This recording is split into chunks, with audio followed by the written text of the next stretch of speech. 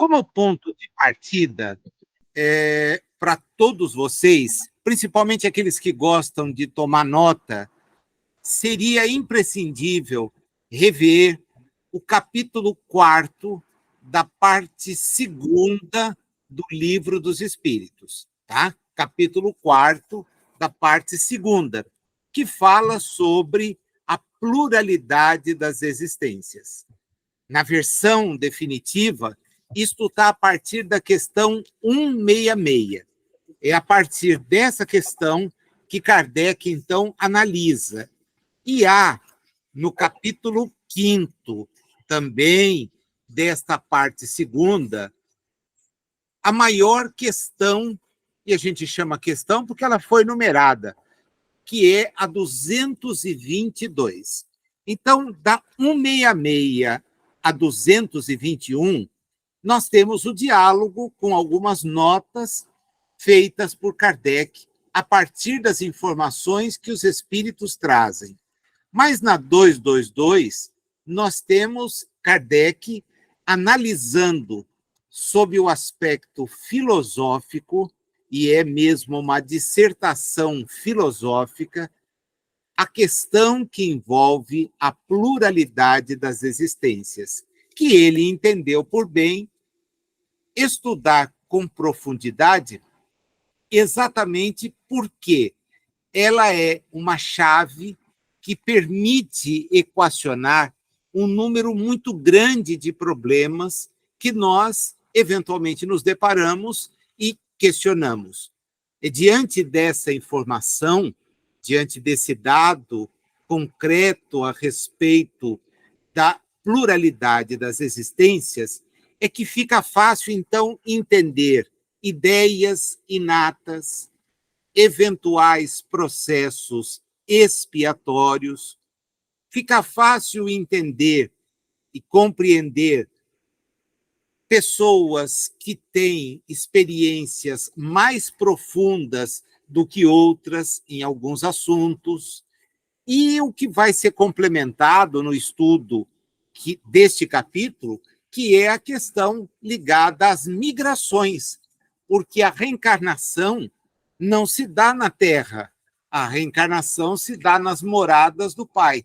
E a migração de um para outro mundo é, então, uma regra que Jesus havia, de certa forma, tratado justamente quando falou nas várias moradas.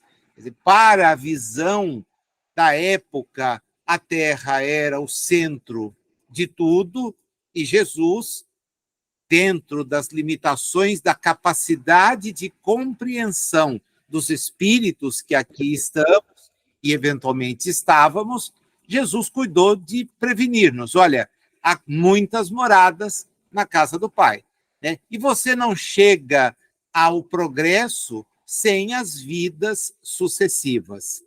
Se, teoricamente, com informações muito ricas, os espíritos nos preveniram a respeito disto, a doutrina que segue após a publicação do Livro dos Espíritos, ela é fartíssima a respeito do tema, né? Eu gostaria de indicar a leitura de 3 livros, dentre os mais de 380 que abordam a questão. Tá? Então, nós temos, pelo menos nos catálogos, nas leituras que eu faço, nos apontamentos, eu já cheguei a 370 e poucas referências de livros que versam sobre o assunto, o que dá uma dificuldade para a gente ter domínio a respeito do tema, porque vários autores e autoras, do ponto de vista reencarnados, mas também espirituais, dão a sua visão a respeito do assunto. Elas, nas leituras que eu fiz, até onde eu posso estabelecer um confronto de todas essas referências, algumas delas refletem mais aprofundadamente.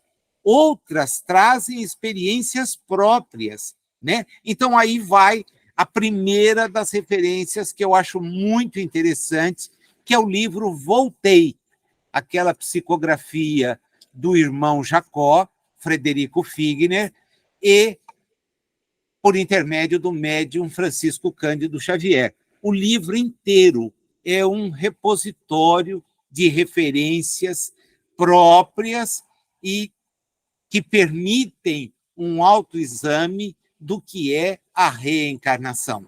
O título Voltei aponta justamente para a oportunidade que ele tem de contar aquilo que houvera sido, as experiências que tivera na última reencarnação, mas também faz um link com precedentes reencarnações e, de uma certa maneira, nos coloca a pauta de novas experiências.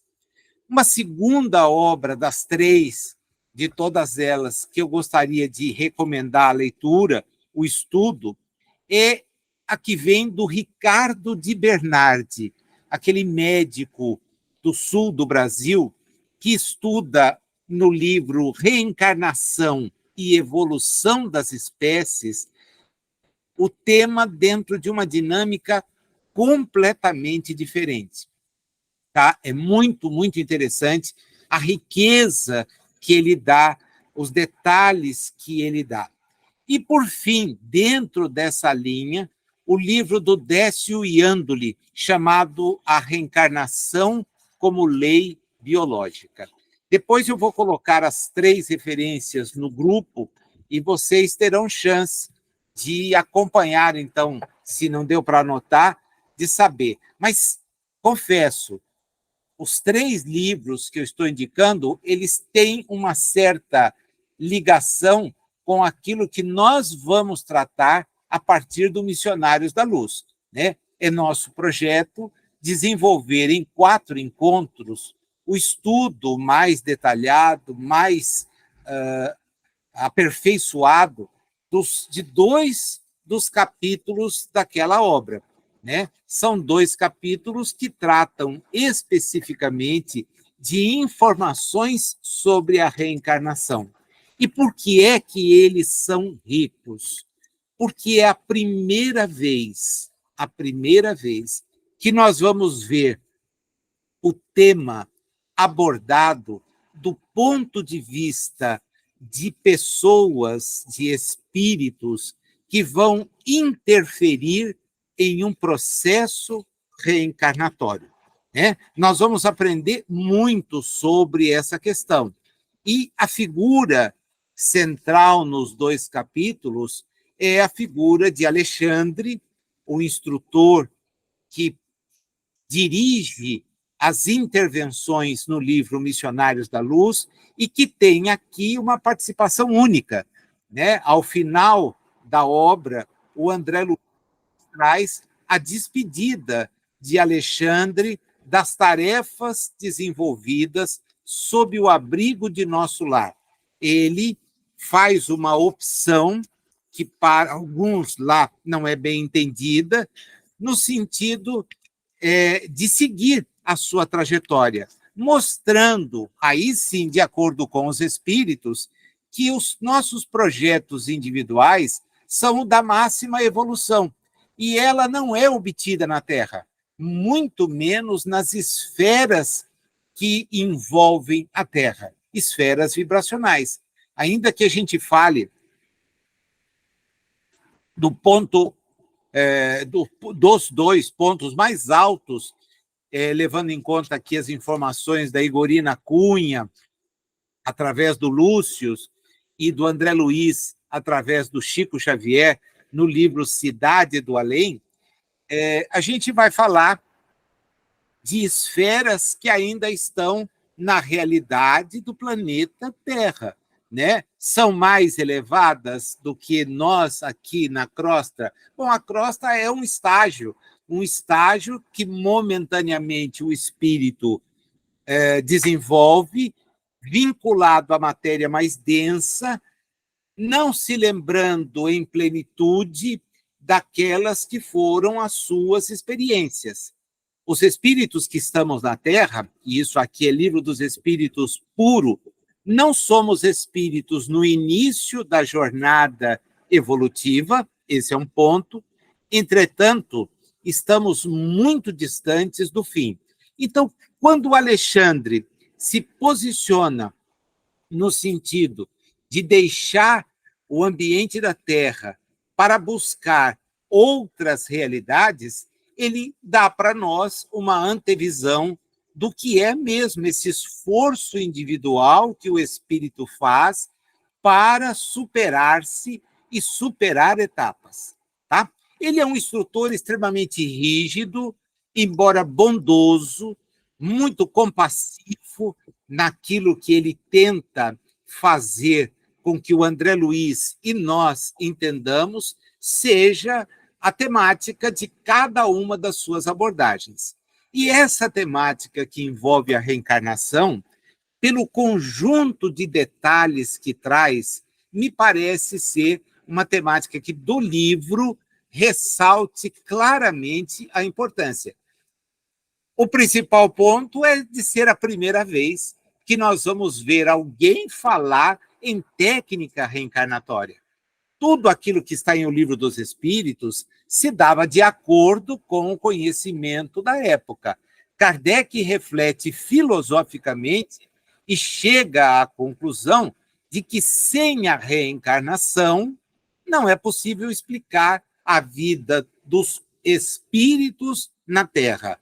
E os espíritos vão lhe dizer, não só aqui, mas em lugar algum. É mesmo uma lei. E é com tal propósito que ele escreve a 222, consciente de que está enfrentando uma lei. Mas como se dá a reencarnação? De que maneira os espíritos na Terra, de novo, fazer questão de que nós estamos restringindo a abordagem àquilo que o Alexandre nos informa, juntamente com o assistente Manassés, e o André Luiz relata, tá? Como se dá aqui. E em que situação? Envolvendo três pessoas que se comprometeram e muito no passado. Um passado testemunhado pelo próprio Alexandre. Ele estava ao lado daquelas pessoas e era, de alguma forma, devedor de Sigismundo numa última encarnação. E foi cientificado lá, posteriormente, na realidade espiritual, acompanhou a situação do Sigismundo e dos outros envolvidos, mas por pouco tempo, a respeito de como eles se portavam. O tempo transcorreu. Ele, um espírito muito mais amadurecido, muito mais evoluído, passou a se dedicar a tarefas que os outros ainda não estão habilitados para fazer. E, de alguma maneira, é assim que começa o capítulo 12, ele se vê de novo conduzido àquele problema que ele vai nos narrar, ele vai sintetizar. Então, dentro daquele conjunto de folhas, né, do capítulo que eu apresentei para vocês, a gente começa justamente com esta preparação, né? Ele é procurado por alguém que lhe vem trazer uma narrativa envolvendo Sigismundo. E esta pessoa diz, olha, eu me valho de você pela sua condição evolutiva, mas eu sei que você não é um especialista em trabalhos ligados à reencarnação. O que mostra para nós, então, uma primeira informação valiosa. Há reencarnações que vão demandar especialistas. O processo em si vai demandar especialistas. Nós vamos já descobrir para que grupo os especialistas são destinados. Mas esta também não é uma questão a ser generalizada. Mas há técnicos que sabem como desenvolver o processo da reencarnação. O Alexandre não é um especialista, porém, ele possui, como espírito mais evoluído, condições de agir. O amigo que o procura, e o André Luiz é testemunha dessa conversa, porque estavam os dois se preparando para uma outra oportunidade, uma outra atividade, o amigo, então, lhe evoca o passado e a situação que diz respeito àqueles espíritos. Diz ele, Sigismundo, presentemente, voltará ao rio da vida física. A situação assim o exige, e não devemos perder a oportunidade de encaminhá-lo ao necessário resgate. Raquel, Adelino e Sigismundo eram espíritos envolvidos da última oportunidade encarnatória. Por questões ligadas ao afeto, Raquel era esposa de Adelino. Mas Sigismundo se interessou por ela. E, desafiando a Adelino, ele fez com que a sua destreza levasse Adelino a desencarnar. Raquel, que tinha para com Adelino um compromisso afetivo real, não se interessa por Sigismundo e vai acabar os seus dias numa experiência muito amarga, que é a do prostíbulo. Sigismundo vai seguir a sua vida sem estar ligado a Raquel. Então, nós temos um quadro daqueles quadros típicos das notícias que às vezes nos chocam nos jornais. Alguém que ama outra pessoa se vê dela privado por um terceiro que tem interesse nela, mas aquele que é o que demonstra interesse não encontra abrigo na pessoa que buscou. E são 3 existências findas para a oportunidade de bom aproveitamento. No caso concreto, nós temos Adelino de volta à realidade espiritual. Raquel com uma vida que é uma vida de desespero, de tristeza, de aflição. Ela tinha uma estrutura e terminou completamente desestruturada. E há, por fim, a situação que envolve o protagonista, que é Sigismundo. Então, o relato apresentado para Alexandre é o relato que ele depois vai sintetizar para o André Luiz, narrando este mesmo episódio que eu acabei de reportar aqui, mas, principalmente, ele vai ouvir que está na hora da volta do Sigismundo. E seria importante recolocá-lo ao lado daquelas pessoas para as quais ele foi protagonista de uma série de problemas e que, com uma certa justificativa, em razão da nossa evolução, não o perdoaram, não o aceitaram, não entenderam o que aconteceu. Dos 3, Sigismundo guarda o amargor daquilo que fez, porém não é firme. Raquel é a que menos resistência opõe, já que voltou e está casada há um certo período de tempo, já tendo um filho juntamente com Adelino. Mas há a necessidade de reaproximá-los. Aquele que procura o Alexandre diz, então, foi para isso que eu vim te buscar. Quem sabe você agora não facilita este processo. Você tem aquele que é o atributo que os espíritos dizem e que Kardec reforça tanto, a superioridade moral. Não é o discurso, é a superioridade moral. Você tem o estofo, né? Você tem os requisitos para poder chegar agora e resolver essa situação. Você não ajuda? E ele rapidamente se dispõe. Ajudo sim. Vou estar com você, vou estar ao lado deles. Não posso prometer nada a não ser pedir que o mais alto nos ajude. Mas que eu não vou cruzar os braços, não vou. Né? Ele poderia simplesmente, já que, como a gente viu, a narrativa começa com um pedido de desculpas. Você não é técnico, não é especialista em reencarnação. Talvez não seja necessário esse especialista, embora a gente vá vê-lo atuando no processo direto da reencarnação. Ele está ali, ele se oferece para trabalhar com segurança e vai buscar reaproximar os espíritos. Não é uma tarefa fácil.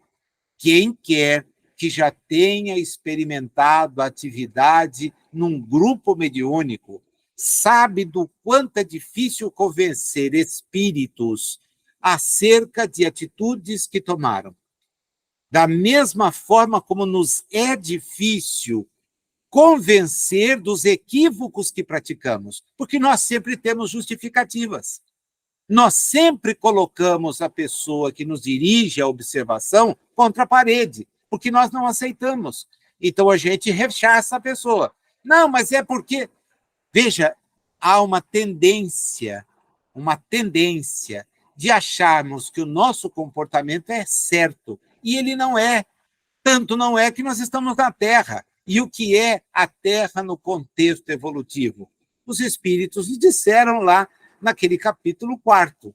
É apenas um mundo que não está entre os atrasados, embora seja de muita materialização, nós somos testemunhas disso, o apego que temos e a dificuldade do desapego, e é distante dos mundos evoluídos, muito distante.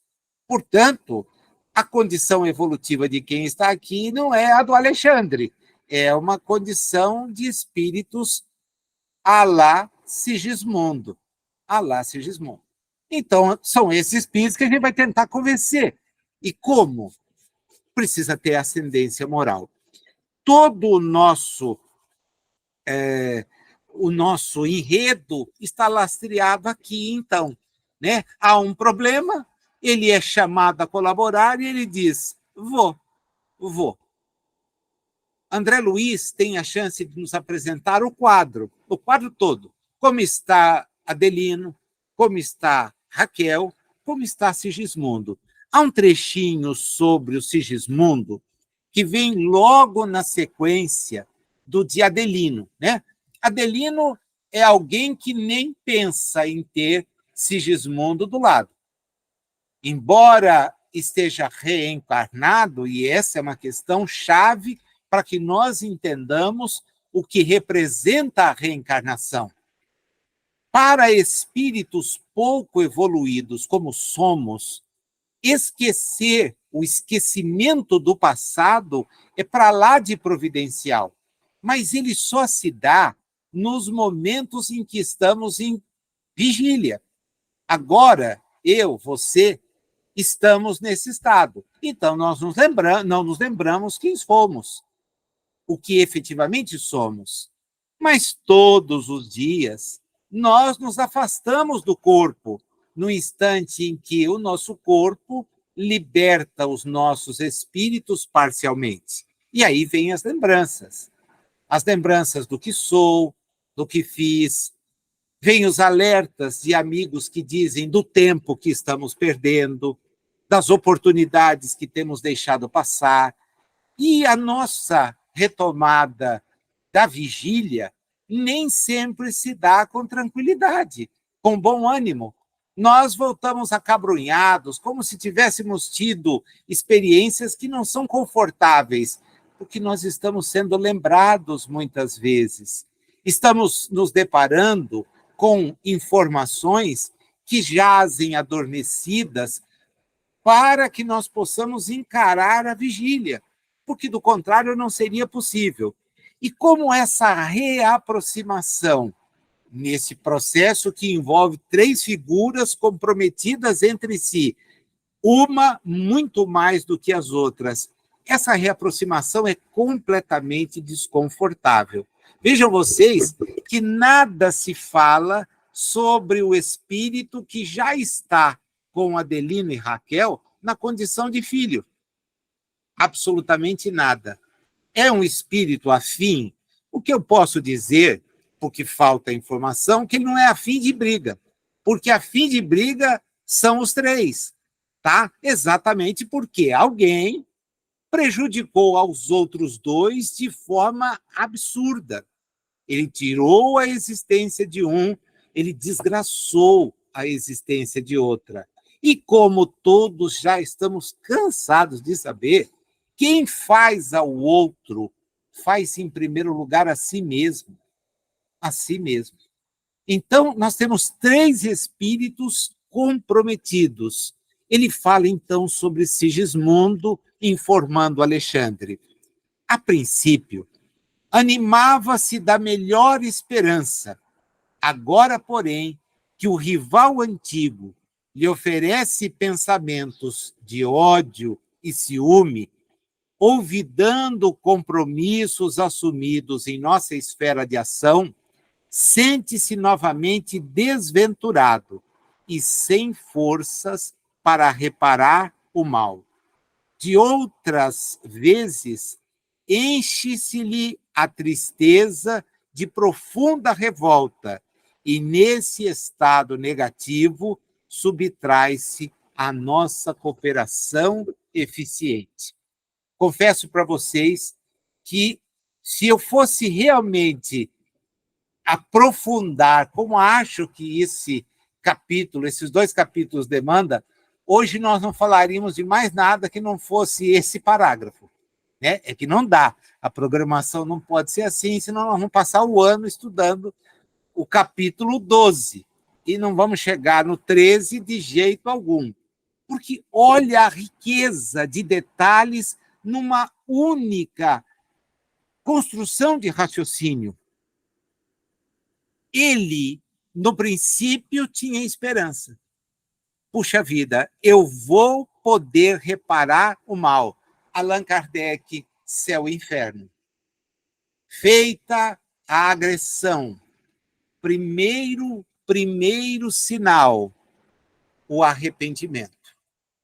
Sabe aqueles sinais que tocam antes de começar um espetáculo? Seja ele o teatro, seja ele uma apresentação musical, se convencionou chamar a atenção do público e preparar os artistas, os envolvidos na apresentação, pelos sinais, que inclusive servem para que as portas sejam fechadas e ninguém mais entra.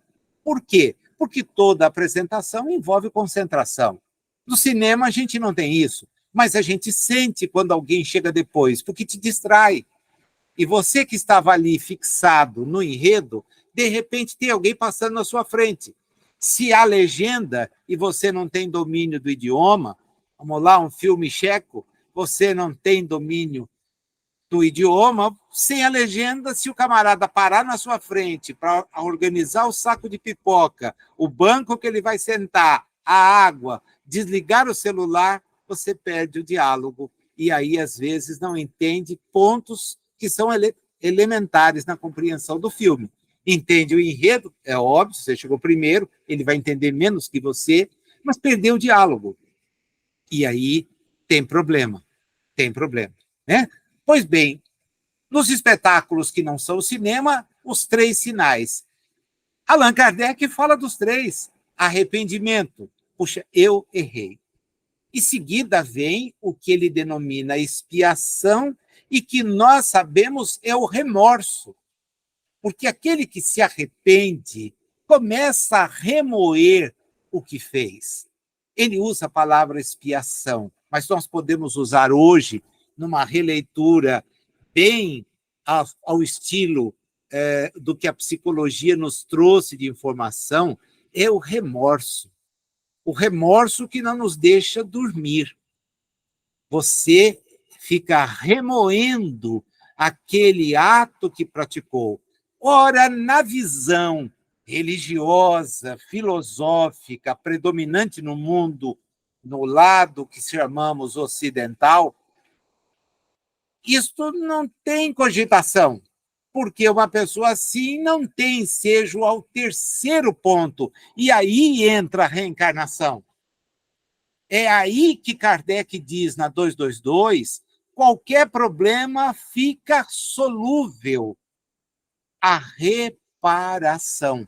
Como reparar e reparar a si próprio? É o reparar-se, sem reencarnar. Porque dizer que eu estou arrependido, o sujeito diz, embora não esteja às vezes. Experimentar o remorso pela ação que fez, muitos de nós experimentam. Agora, pratica de novo, porque é aí que vem a reparação.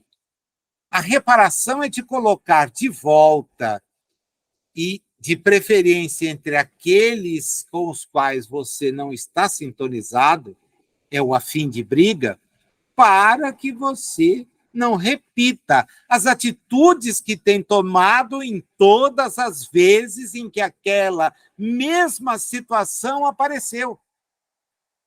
Então, o convite está aqui, é claríssimo.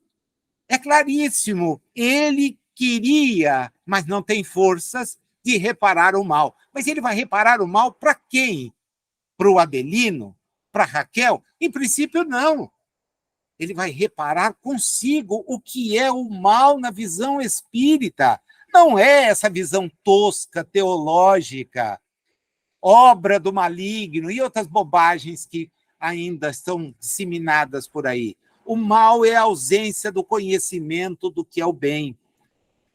Então, eu fiz errado, eu não posso mais fazer. Então, eu tenho que reparar o mal. E qual é o maior beneficiado da ausência da prática do mal? Eu mesmo. Eu mesmo. Sou eu que vou mudar o meu padrão vibratório. Então, o quadro está posto. O nosso amigo Adelino, desencarnado, antes de recomeçar uma nova existência, houvera dito que não teria problema em aceitar a companhia do Adelino, do Sigismundo. Nenhuma. Nenhuma. Agora que esse momento se aproxima, o seu espírito rejeita. É um entrave. Ao recordar as dores que sofreu, ele emite os pensamentos de ódio e de ciúme, porque a mulher que ele ama, Raquel, ela vai de novo sofrer a companhia do sujeito que o tirou da vida do lado dela. Então, peraí, não dá, não quero. E ao vibrar assim, o espírito passa para outro espírito aquilo que vai nele. Se nós falamos, se nós agimos enquanto encarnados ou mesmo desencarnados, nossa esfera de ação é limitada. Porém, o que pensamos é exatamente o veículo que nos permite a vida espiritual. Somos o pensamento. E é nesta hora que a gente percebe o quanto isso traz o desequilíbrio, a tal ponto que diz o amigo que procura o Alexandre, vai tudo por água abaixo. Não vai dar, porque a rejeição vai fazer com que as questões não possam ser bem encaminhadas. É só alguém com a evolução que você tem, Alexandre, que pode encaminhar a situação. Mas prestem bem atenção, porque isso está muito claro no livro. A ação do Alexandre ela não vai contra o livre-arbítrio de nenhum dos três. Ele vai tentar convencê-los. Convencê-los. Né? Este processo a gente vai ver num outro instante da nossa jornada aqui, porque agora há uma secção da conversa. Né? Eu vou pular um bom trecho, por isso passei antes o texto, para que todo mundo pudesse ler. Né? Então, eu estou falando de algo que eu presumo, né? Todo mundo leu, releu. Tem gente que eu não sei se está aqui agora, mas que já viu esse capítulo comigo 3 vezes, a depender do tempo. A Sandra está, então a Sandra já viu 3 vezes. É um capítulo que, se a gente contar quantas vezes leu, releu, é profundo. Então, o enredo está sintetizado aqui. Se alguém nunca leu, puxa, tem aí na mão, não teve tempo, até a semana que vem, volta a olhar, né? Dá uma conferida, repassa, não precisa ler o livro todo, mas os 2 capítulos que nós vamos estudar, volta e vê os detalhes que eu vou agora, então, deixar um pouquinho de lado, porque o que acontece quando o Alexandre diz para o Herculano que o pedido está topado. Ele vai interferir, tá? Eu vou até eles, vou pedir amparo divino, seja feita a tua vontade. Essa é a razão da prece que Jesus ensina aqueles seus seguidores a proferir. Seja feita a vontade de Deus, porque ela é a única que não nos cabe tentar rechaçar, sob pena de sofrer. E Deus nos destinou para o bem. Então, o que Ele quer de nós? A prática do bem. Eu vou pedir, eu vou me aproximar deles com a melhor intenção possível. Você me diz aonde eles estão, me leva, eu vou localizar. Imagina, nós estamos na Terra, não tem sinalizador, me diz aonde estão os espíritos. Pelo pensamento eu localizo o desencarnado, mas os encarnados estão escondidos, de certa forma. Já que você trouxe, vamos até eles. Nós vamos reuni-los e vamos trabalhar, tá? O André Luiz vê a situação e não tem a menor dúvida.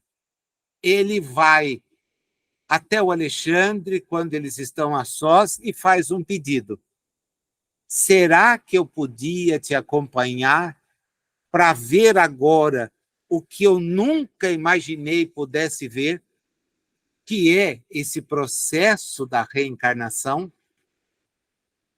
E o Alexandre diz, claro, não resta a menor dúvida que você vai poder me acompanhar. Mas, olha, eu vou te dizer uma coisa, sem conhecer previamente o assunto, você vai me atrapalhar. Não vai ajudar. Né? E ele fala uma coisa que, às vezes, eu repito, e outro dia me disseram, você é muito duro quando você insiste nisso. A minha vida toda, como professor, como profissional, sempre eu procurei pautar no conhecimento daquilo que eu faço. Eu nunca me aventurei por onde eu não tenho conhecimento. Não dá. E eu vejo, às vezes, o sujeito dizer, não, olha, eu estou fazendo palestra espírita. Eu paro, penso, será que está falando de espiritismo ou está soltando um monte de bobagem? Porque a vaidade é maior que o conhecimento. Estar à frente de uma lâmpada, de um coisa, chama mais a atenção do sujeito do que o preparo. Não precisa ser expert para falar. Eu não sou, mas eu estudo. Eu vou falar daquilo que eu sei que estou falando. Não tenho opinião própria. É Kardec quem conhece espiritismo. Agora, o sujeito de Kardec não leu uma linha. Ele não sabe o que é obras póstumas, nunca ouviu falar da Revista Espírita, nunca leu o Livro dos Espíritos e vai fazer exposição em casa espírita. Aí o dirigente diz para mim, o público está diminuindo. Foi a pandemia? Não, foi a má qualidade de quem você botou para falar, porque o sujeito tem boa vontade. Eu nunca fiz uma defesa de tribunal do júri, embora tenha eloquência. Por que eu não faço uma defesa de tribunal do júri? Porque eu não conheço direito penal. o que eu conheci de direito penal foi quando eu estudei. Depois não estudei mais. Como é que eu vou deixar alguém indefeso? Só para aparecer da entrevista para o jornal? Não, esse assassinato não aconteceu. Vai lá o promotor, mostra todas as provas e a minha cara fica do quê? De tacho. De tacho. Por quê? Porque eu não domino o assunto. Então, o Alexandre, mais uma vez, como Kardec, na introdução do Livro dos Espíritos, informa, chama a nossa atenção para o assunto. Participar de atividades demanda conhecimento. Eu não vou levar um curioso para ver um processo de reencarnação, como eu não vou levar um curioso para fazer nada. Ah, ele é curioso na cozinha. Ah, então vamos largar para ele fazer. Não sabe fritar ovo. Né? Não tem coisa mais elementar do que fritar um ovo, mas larga um sujeito que não sabe. Quem tem que limpar a cozinha depois é ele, porque a gente que chega e vê o estado em que aquilo ficou, eu tenho uma vontade enorme de ser cabeleireiro. Beleza. Num cara como eu, na atual condição, qualquer um é. Né? Basta pegar uma gilete, se não tiver o aparelho adequado, passar na minha cabeça sem cortar, porque do contrário eu vou processar por lesão corporal, a pessoa vai me deixar em ordem. Agora tem uma cabeleira como a da Dani, cuidada, hidratada, cheia de coisa, vou cortar.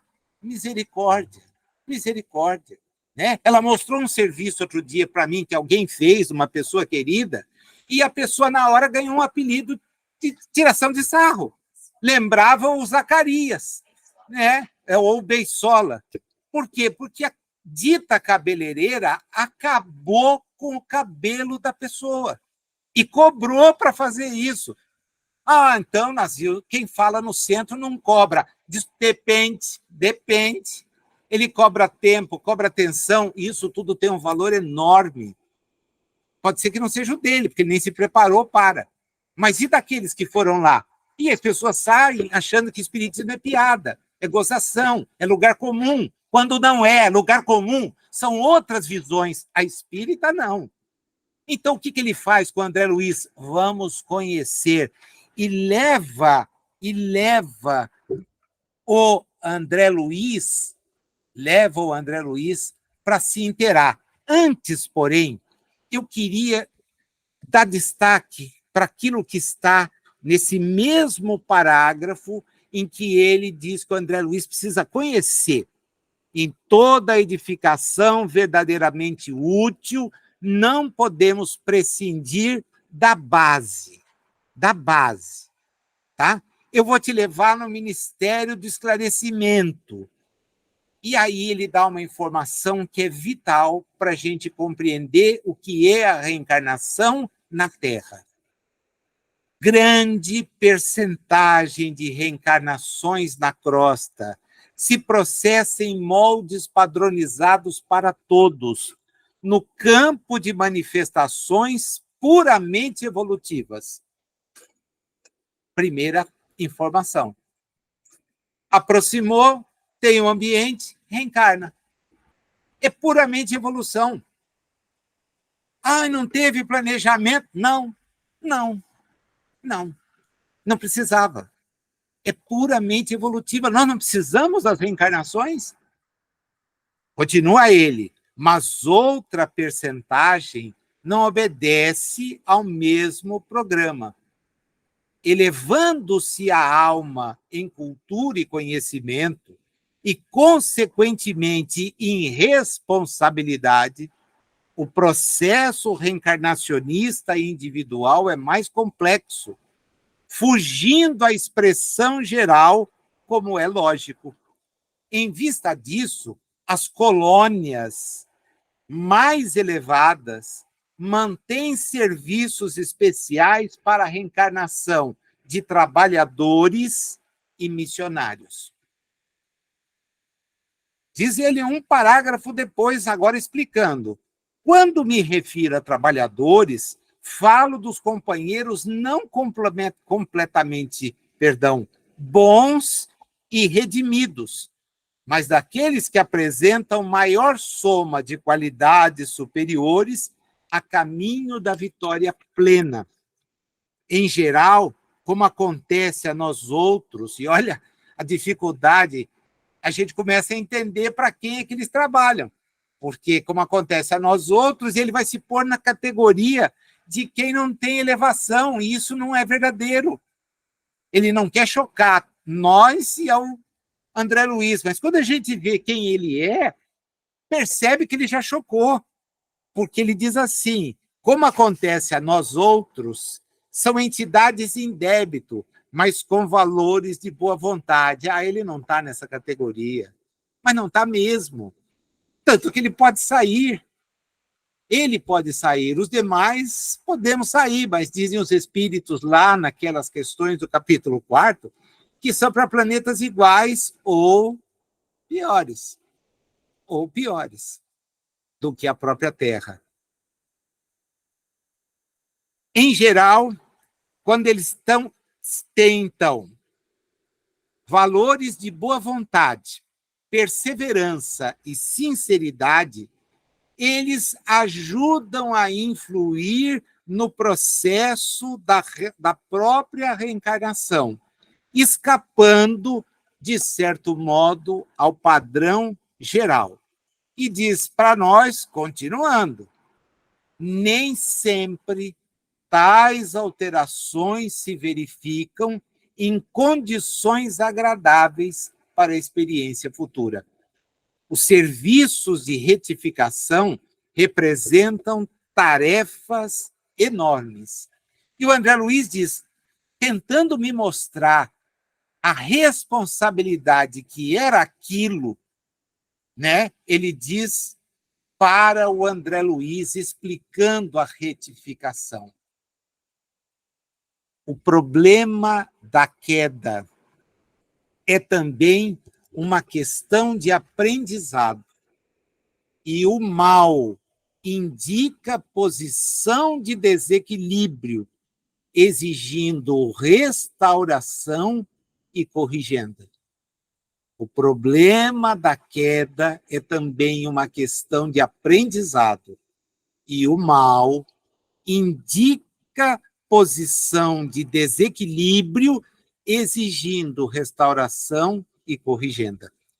A evolução, continua ele, confere-nos poder, mas gastamos muito tempo aprendendo a utilizar esse poder harmonicamente. A racionalidade oferece campo seguro aos nossos conhecimentos, mas, André, quase todos nós que estamos trabalhando na Terra, nos demoramos séculos, no serviço de iluminação íntima, porque não basta adquirir ideias e possibilidades, é preciso ser responsável e nem é justo tenhamos tão somente a informação do raciocínio, mas também a luz do amor. Vocês se recordam de uma das frases que todo mundo repete de Emmanuel sem dizer a fonte, né? Que a evolução prescinde de dois elementos. Ele usa uma imagem que depois acaba até confundindo a compreensão, que são a sabedoria e o amor. O Alexandre insiste nisso, dizendo, olha, não basta só saber, é preciso amar. Né? E esse amor é interessante porque ele vai exigir manifestações, não é teórico. Né? Na teoria, o sujeito pode até proclamar que ama, mas e na prática? Na prática, ele está diante de um caso, claro, em que vai ser necessária uma dose de amor imensa para reverter uma animosidade que manteria os espíritos na mesma faixa em que se encontravam. Então, eles estão tendo, diante do esquecimento do passado, que é só parcial, a chance de voltarem a se entender, que Adelino entenda que Sigismundo é alguém que estava em desequilíbrio imenso, mas que tem a chance de se recuperar, que Raquel entenda que o seu laço com o Adelino transcende a oportunidade encarnatória interrompida, e eles podem sim se afinizar para muito mais oportunidades, e que os três juntos têm a chance de se amar. E a lei de amor é a lei divina por excelência. Deus nos ama a tal ponto que nos dá a chance de avançar. Então, aqueles que equivocadamente, limitadamente, falam de justiça divina como sendo de castigo, punição, afastamento, morte, etc., etc., etc., ainda não têm a capacidade de compreender, porque é da evolução. É só o tempo que nos faz compreender que o mal só nos afasta. É fazer o bem que nos aproxima. E fazer o bem é amar. É desejar ao outro aquilo que eu entendo de melhor, não o que sobra de mim, aquilo que não me interessa. Não, aí não tem graça. É por isso que diz, reparta, dê, viva com menos, ame, a ponto, como disse Jesus, de dar a sua existência pelos seus amigos. Por quê? Porque nós estamos falando de vida e não de existência. Como a nossa capacidade de compreender a vida ainda não existe, nós somos criaturas ainda limitadas à existência, a dificuldade de um ensino desse é imensa para nós. Mas como eu vou abrir mão? Como eu vou perder? Como eu vou deixar? Como eu não vou ter? Porque não te pertence. Tudo pertence a Deus. Somos usufrutuários, enquanto na matéria, das condições que nos são dadas para bem aproveitar essa oportunidade. E só. Chegamos sem nada, vamos embora sem nada. O que trazemos? A somatória de tudo que fizemos. Se foi o mal, é isso que trazemos. O que levamos? Levamos o mal, porque não tem jeito, mas levamos o bem praticado. E é o bem praticado o nosso advogado. É ele que, na hora do limite, vai nos oferecer recursos para enfrentar o mal que ainda temos e minorar os seus efeitos. Então, o Alexandre vem colocar para nós exatamente isso. Nós temos necessidade da luta que corrige, renova, restaura e aperfeiçoa. Aí, meu amigo, minha amiga, como eu, você já teve, se é que não tem, que enfrentar lutas. Às vezes, na nossa infantilidade evolutiva, nós achamos que elas são um absurdo. Imagina isso acontecer comigo. Imagina ficar doente. Imagina ter essa coisa. Imagina ter esse desapontamento. Imagina isso, aquilo outro e tudo aquilo que nós passamos. Quando o espírito lúcido, como Alexandre, nos fala, a gente então para e fala, caramba, tem todo sentido. Eu tenho necessidade de luta. Para quê? Para que eu me corrija. Para que eu me renove. Porque ser aquilo que eu sou não vai me levar senão a outra reencarnação. Para que me restaure e eu consiga preencher aqueles pontos que eu ainda não consegui preencher. E que, acima de tudo, eu me aperfeiçoe, isto é, eu seja melhor. A reencarnação, ensina o Alexandre agora, no ponto principal do nosso tema, é o meio. A educação divina é o fim. Então, reencarnação é uma necessidade? Claro, é meio. É meio. Eu vou precisar dela? Não. o dia que você for educado do ponto de vista divino. O que significa isso, Nazil? Olha, se eu entendi bem, significa só fazer o bem. Aí eu não vou precisar dela. Não preciso mais dela. Por quê? Porque eu já me aperfeiçoei. Então aí eu vou ficar no berço esplêndido. Então, essa é uma noção equivocada. Porque a partir do momento em que você conseguir vencer-se a si mesmo e avançar do ponto de vista evolutivo, você vai olhar aqueles com os quais conviveu e que estão na estrada que você está, só está alguns quilômetros na frente. E pelo sentimento que você desenvolveu de amor, você vai se voltar para eles e ajudá-los. E assim, não vai ter fim, porque o número dos que você vai querer ajudar é o número, por exemplo, dos que Jesus tomou para si para ajudar. Ele chama aqueles que estão sob os seus cuidados, na linguagem pastoril da Galileia que ele encarnou quando esteve entre nós, de rebanho. O rebanho que ele, o bom pastor, vai cuidar. E vai cuidar a tal ponto que ele faz uma promessa. Nenhum vai se perder. Nenhum. Porém, eu não tenho como trazer todos para um lugar seguro, porque muitos se rebelarão. Muitos vão se manter como estão. Tem o livre-arbítrio, que nessa hipótese é uma loucura.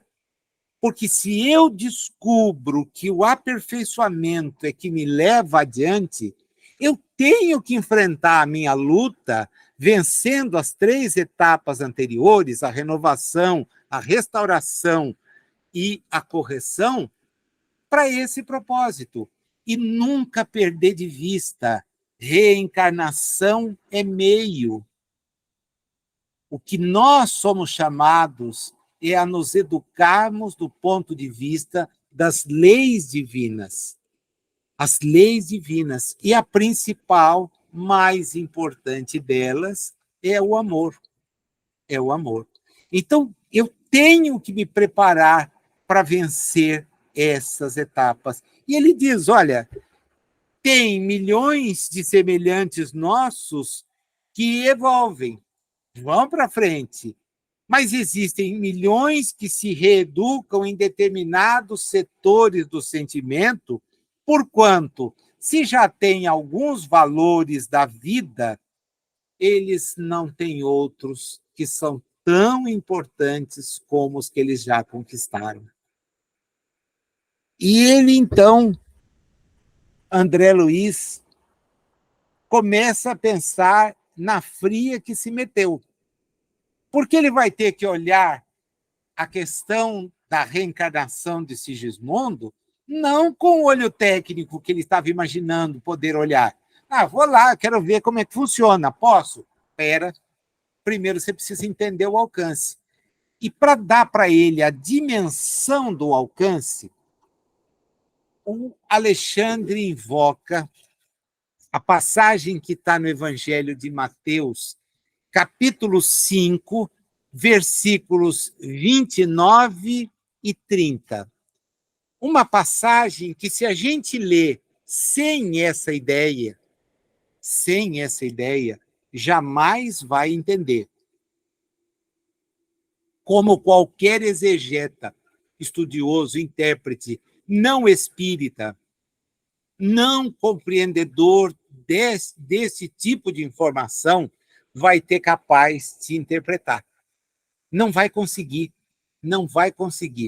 No livro Constituição Divina, o Richard Simonetti mostra claramente essa interpretação. Richard era um estudioso, não era um aventureiro.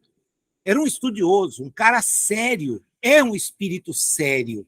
Demais até para quem gosta de brincadeira, mas ele não era de brincadeira, tinha as dele, muito limitadas, mas era alguém voltado para fazer aquela que era uma tarefa que ele havia se imposto. E para ela ele lutou o tempo todo.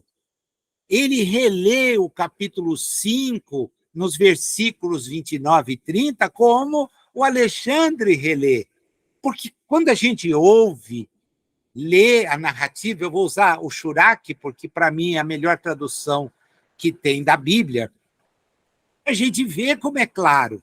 Se teu olho direito te faz tropeçar, arranca-o e joga-o longe de ti. Sim, é melhor para ti perderes um de teus membros em vez de todo o teu corpo ir parar na geena. O 30. Se a tua mão direita te faz tropeçar, corta e joga longe de ti. Sim, é melhor para ti perderes um de teus membros, em vez de todo o teu corpo ir parar na geena. A geena era o vale ao sul de Jerusalém, né? Gei-Imon, Gei-Imon, na verdade, na pronúncia mais próxima. Eu não domino aramaico, tá? Então não adianta eu tentar dizer, mas é a leitura que eu faço. E era onde os jebuseus ofereciam as crianças recém-nascidas para o deus Moloque. Esse vale, depois, foi usado pelos romanos para a crucificação de todos aqueles que Roma condenava. E, como acontecia nos sacrifícios para Moloque, na crucificação também os corpos ali permaneciam, porque era esta a oferenda. Então, o que Jesus usa é um exemplo muito claro. Olha, é melhor você não ter do que ir para lá. É melhor te faltar isso. Por quê? Porque a tua mão, o teu olho, da maneira como ele constrói o raciocínio, são fonte que vão te fazer se equivocar. Meninos, meninas, é isso que abre a ida do André Luiz para a área onde está o Manassés. Porque ele vai se defrontar agora com informações que, quando a gente lê pela primeira vez, ou pula, porque não entende, ou choca. Como é que pode alguém pedir um corpo que traga problemas, se a gente olha para corpos com problemas e fica fazendo raciocínio absurdo? Como é que eu posso pedir para ter uma moléstia durante a minha existência que me limite a existência? Não, eu quero passar uma existência sem moléstia. Eu não quero ter problema nenhum. É aí que está a chave. Eu vou antecipar um pouquinho, vou dar spoiler, porque vocês já leram o capítulo. Mas quem vem com tudo em ordem é sinal que ainda não está na categoria dos que pediram dificuldades para vencer a si mesmo. Porque quando tem a restrição, é alguém que veio propor a si próprio um desafio e cumprir a sua missão. Basta você pegar um grande espírito que nos visitou e perceber que ele tinha problemas sérios, de limitação, às vezes, física, que o impedia de desenvolver as suas atividades como nós desenvolvemos. Aliás, a gente acaba não desenvolvendo por inércia, porque condições tinha. Mas não, hoje não dá, estou cansado, hoje estou exausto, hoje eu trabalhei muito, como se estar na Terra não fosse para isso. Nós estamos aqui, desde o princípio diz, o pão a gente vai ganhar pelo suor do rosto, pelo esforço que fizer. Ah, mas eu vivo de aplicar golpe. Cuidado, porque aplicar golpe significa ter que despender o suor na reparação de uma pena, segregado do convívio social, sendo assediado por outras ideias que não são boas. Então, o propósito reencarnatório é esse mesmo, de ocupar-se, trabalhar. E quando você vem com alguma consciência, você vai, então, se envolver nisso. O Alexandre diz para ele, bem-vindo ao setor de planejamento de reencarnações.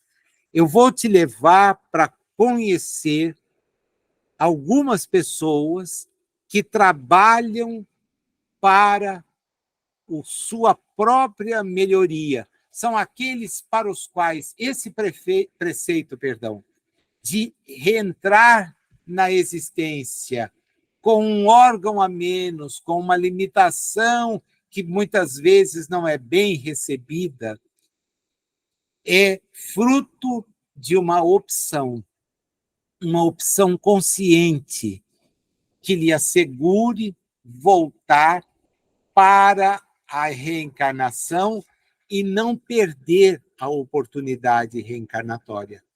O nosso estudo, então, muda de lado, muda de abordagem. Saímos do problema, que é a chave dos 2 capítulos, tá? Que é o problema envolvendo Adelino, Raquel e Sigismundo. A situação é essa. Porém, para participar do jogo, André Luiz tem que entender o que vai se dar e por que certas coisas podem acontecer. Não adianta, André, olhar com os olhos do geneticista, que ele nem era. Era um estudioso, mas essa área ainda não era uma área desenvolvida particularmente no Brasil. Então, não era alguém com experimento, experiência para isso, mas ele vai ter informações.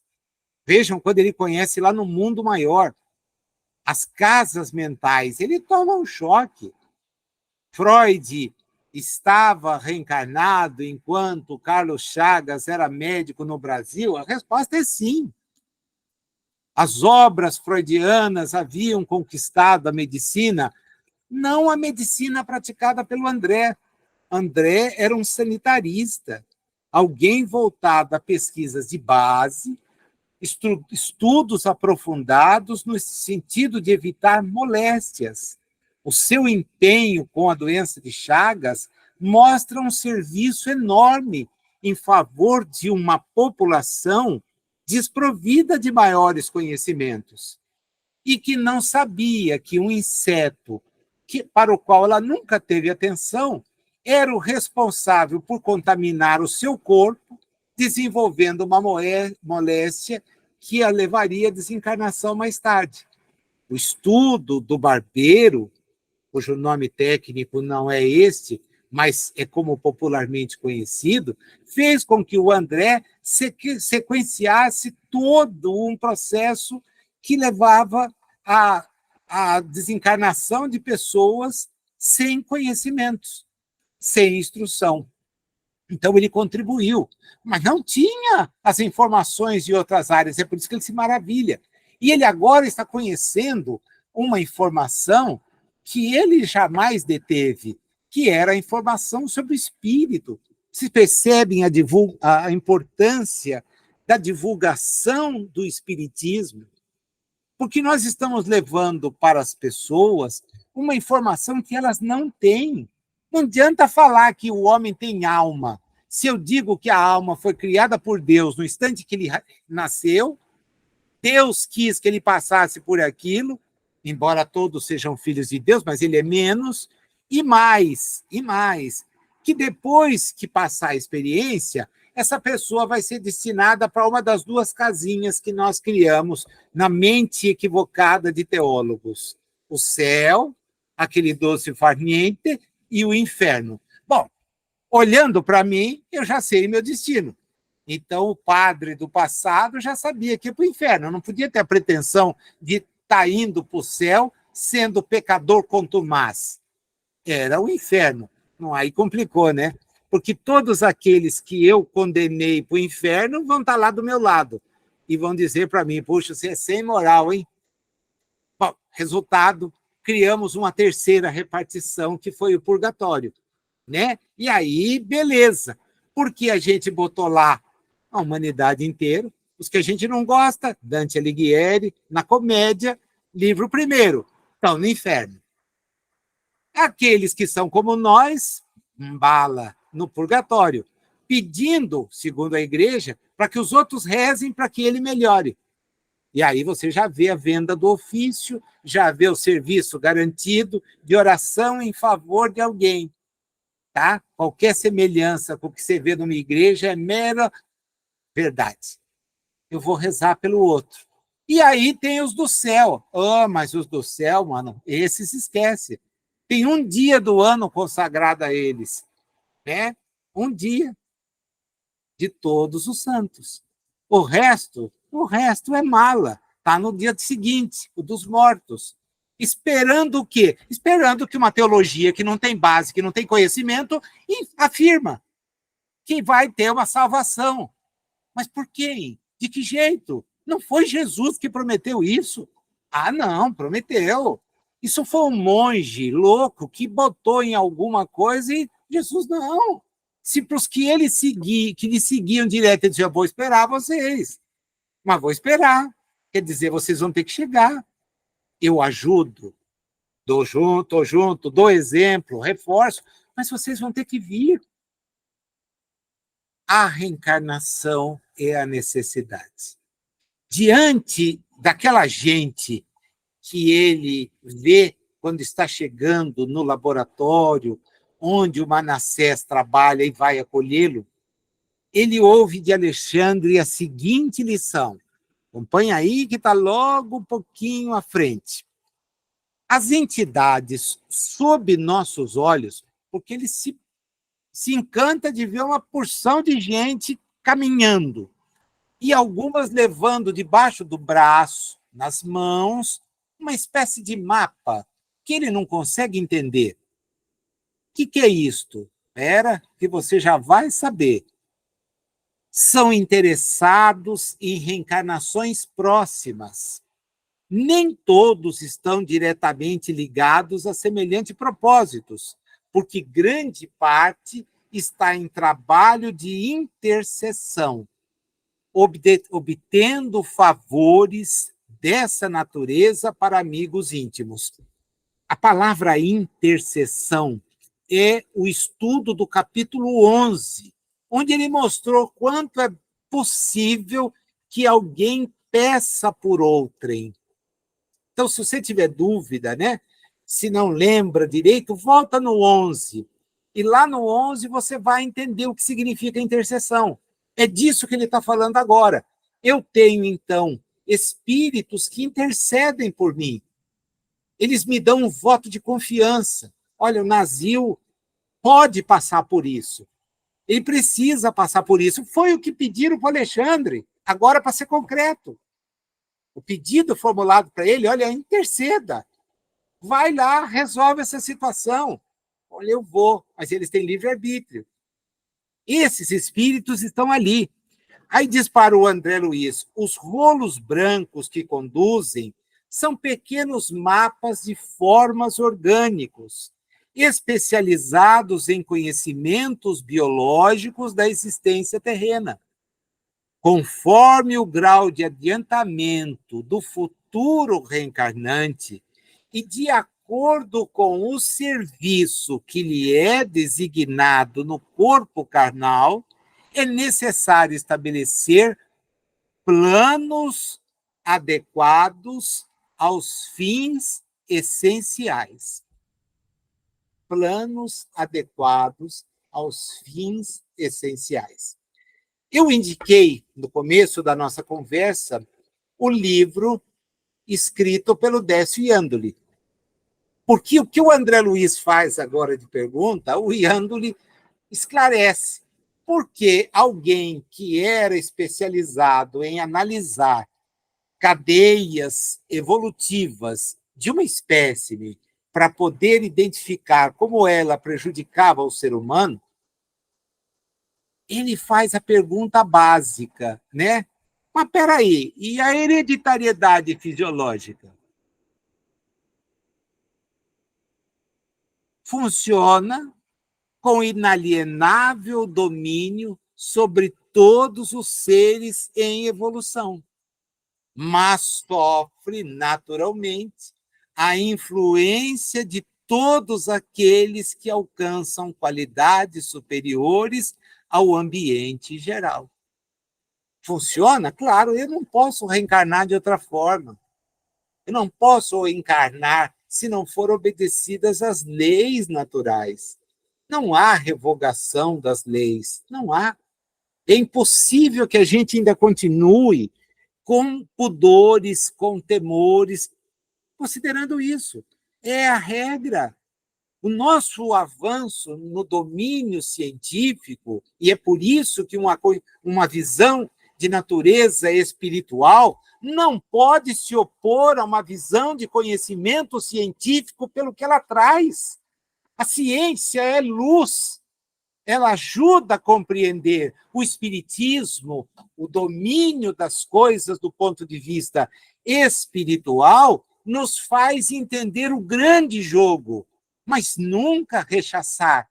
É por isso que Kardec, no Evangelho, propõe o papel central do espiritismo, ser a aliança entre o que é a visão religiosa e o que é a visão científica. Primeiro, porque o espiritismo não é religião. Ah, eu sou espírita, faço questão de dizer, bacana, bacana. Hoje você se ufana, mas há 30, 40 anos atrás, há 60 anos atrás, você diria que era espírita pondo a mão na boca. A família que tinha espíritas, o sujeito era execrado, até hoje é.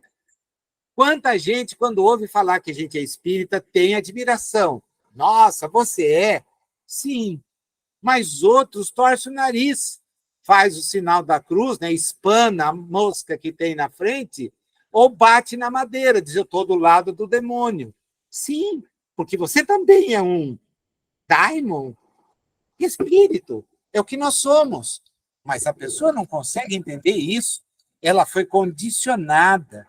Ele, então, mostra aqui claramente, o Yang ele aproveita esse caminho, né? Vai explorar isso.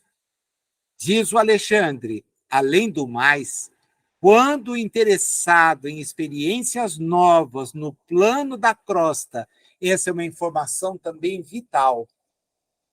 A crosta é um dos planos da Terra. 7, segundo Egorina Cunha, Lúcio, André Luiz, Chico. Final do livro, Cidade no Além, os mapas. É um dos planos. Um dos. Né? Outro dia, dando palestra, alguém me pediu para falar sobre umbral. Eu perguntei para ele qual deles. Aí as pessoas riram. Né? Eu aproveitei, então, para contar que tinha mais de um. Porque o sujeito que já pela de medo quando acha que é um, eu dizendo que tem mais de um, nossa, teve muita gente que certamente não voltou na semana seguinte. Como eu só vou na casa de visitante, então não tive chance de confirmar, né? Mas que eu aproveitei para soltar a informação, aproveitei. Porque não é um. Tem o grosso, tem o médio. Ah, é. E aqui o Alexandre, é claro, a experiência no plano da crosta. Diz ele, é merecedor de serviços intercessórios, a palavra está entre aspas, as forças mais elevadas podem imprimir certas modificações à matéria, desde as atividades embriológicas, determinando alterações favoráveis ao trabalho de redenção. E aqui, de novo, também eu tinha que pedir desculpa, porque só essa frase compensa um estudo de um dia. Porque quando a mudança vem, quando ela é pedida, você pede que haja alteração na sua estrutura biológica. Isto se faz para permitir que aquele objetivo que nós temos com a reencarnação, né, que é o objetivo de corrigir, renovar, restaurar e aperfeiçoar, que ele se dê. Eu estou, na verdade, no trabalho da minha salvação. É essa chave que Jesus nos veio explicar. Nós temos que trabalhar pela nossa redenção. Mas como a gente é muito folgado, a gente vai trabalhar pedindo a intercessão em favor dos outros, né? Para que os outros façam por nós. Ou então, fica aí imaginando que se for frequentador disso ou daquilo, e Jesus foi tão categórico, né? Nem todo mundo que diz Senhor, Senhor vai entrar no reino dos céus. Veja que nunca enganou ninguém. Agora, as pessoas se iludem. né? O Eduardo Gianetti tem um trabalho fenomenal que é intitulado O Autoengano. É uma das reflexões mais bonitas que eu já vi sobre o quanto nós nos iludimos. Nós nos iludimos. E essa é uma grande ilusão. A Jesus vai me salvar. Jesus já veio nos mostrar por onde ir. Como isso foi escondido, ele disse: vai chegar o momento em que vai ser preciso voltar e tornar mais claro. Mais claro. Já foi dito tudo? Não, claro que não. Claro que não. Mas para o conhecimento do homem, da nossa qualidade evolutiva, o Espiritismo é o ponto mais avançado que a gente pode atingir no presente momento e que permite você ler isso. Então, para me redimir, para ser melhor, eu vou buscar experiências encarnatórias difíceis, difíceis, inclusive do ponto de vista corporal, com limitações. Se a mão direita te leva à geena, cai fora. Se o olho direito te conduz à geena, pula. Tem a limitação, aceita. É uma existência, não é a vida, é uma existência. E se você está afim mesmo, pede para que alguém te ajude a passar por isso. Porque vou voltar e agora vou me encaminhar para o final, porque o que vem daqui para frente com o Josino, naquilo que o André Luiz vai aprender, é um outro mundo, né? Então, é o segundo encontro sobre o capítulo 12. Mas a informação que fica para nós é muito clara, é muito clara, né? A reencarnação é um meio, não é fim. Fim é educar-se como Deus nos propõe. Nós somos destinados à máxima perfectibilidade, mas temos que atingi-la sozinhos. Sozinhos. Com méritos, nós podemos contar com a intercessão. Quem tem mérito nesse conjunto todo, então, para ajudar Sigismundo, Adelino e Raquel? Essa é uma pergunta que eu não vou responder agora, mas eu vou retomar, porque eu quero pensar com vocês. Nós ainda vamos ver a conversa entre eles.